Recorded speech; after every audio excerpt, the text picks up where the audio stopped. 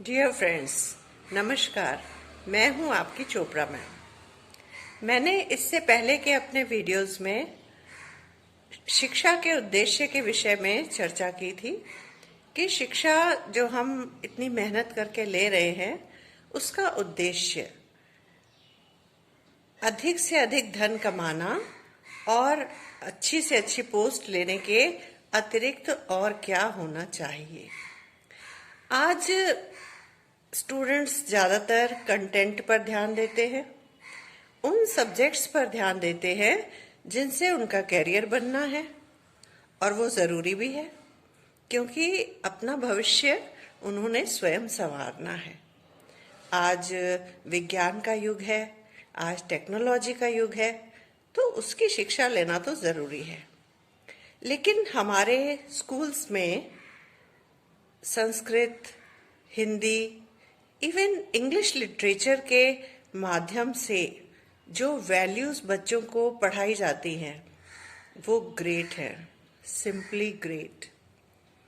तो उन चैप्टर्स को, उन कविताओं को, उन कहानियों को, उन नाटकों को, उन निबंधों को पढ़ते समय बच्चों को ये ध्यान रखना चाहिए कि ये चैप्टर्स सिर्फ मार्क्स लेने के लिए नहीं हैं।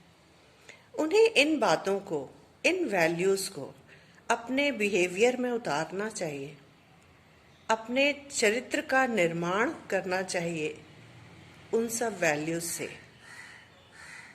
तो आज मैं आपको ऐसी ही एक कविता सुनाना चाहती हूँ, भाव और अर्थ के साथ, जिसमें ये बताया गया है कि क्षमा, दया, तप, त्याग, ये जितनी भी श्रेष्ठ बातें हैं, ये जो हमारे जीवन की वैल्यूज़ हैं, इनके साथ साथ मनुष्य के पास शक्ति का होना कितना जरूरी है।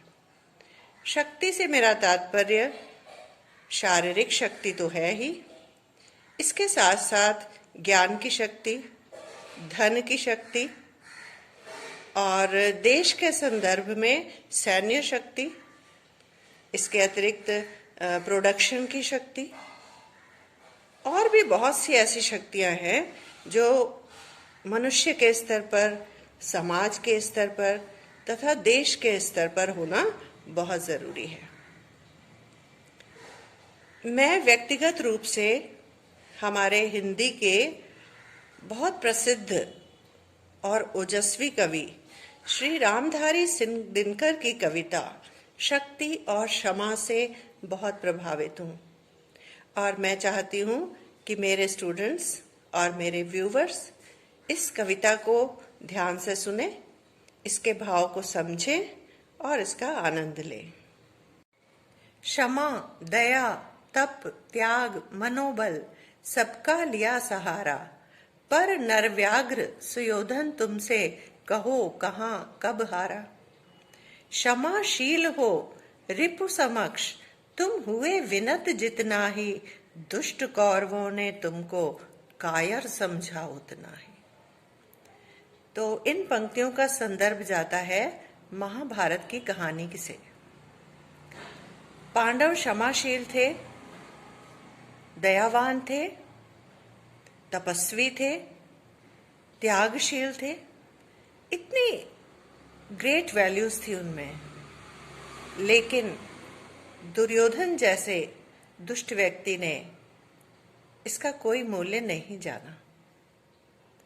क्षमा, दया, तप, त्याग, मनोबल, सबका लिया सहारा, पर नरव्याघ्र सुयोधन तुमसे कहो कहाँ कब हारा। क्षमाशील हो रिपु समक्ष तुम हुए विनत जितना ही, दुष्ट कौरवों ने तुमको कायर समझा उतना ही। तो यदि हम क्षमाशील हैं, हमारे में विनम्रता है, सभी अच्छी बातें हैं, लेकिन अगर हम अपनी शक्ति का प्रदर्शन नहीं करते हैं तो अक्सर हमें कायर ही समझा जाता है। शक्ति के साथ साथ शक्ति का प्रदर्शन भी जरूरी है यदि हम एक सम्मानपूर्ण जीवन जीना चाहते हैं तो। आप हमारे देश की आज की परिस्थितियों के संदर्भ में ही ले सकते हैं। हमारे पड़ोसी देश हमें आंखें दिखाते रहते हैं, लेकिन जब उनको हमारी शक्तियों का एहसास होता है तब वो सही रास्ते पर आते हैं। तो इसलिए क्षमाशीलता, त्याग, इनके साथ साथ शक्ति प्रदर्शन भी बहुत जरूरी है। क्षमा शोभती उस भुजंग को जिसके पास गरल हो, उसको क्या जो दंतहीन, विष रहित, विनीत, सरल हो।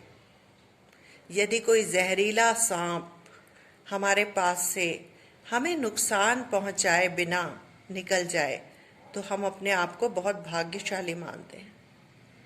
लेकिन अगर कोई चींटी या कोई ऐसा कीटाणु जो हमें नुकसान नहीं पहुंचा सकता, वो यदि हमारे पास से निकल जाए तो हमें कोई फर्क नहीं पड़ता और हम उसे रौंद कर आगे बढ़ जाते हैं।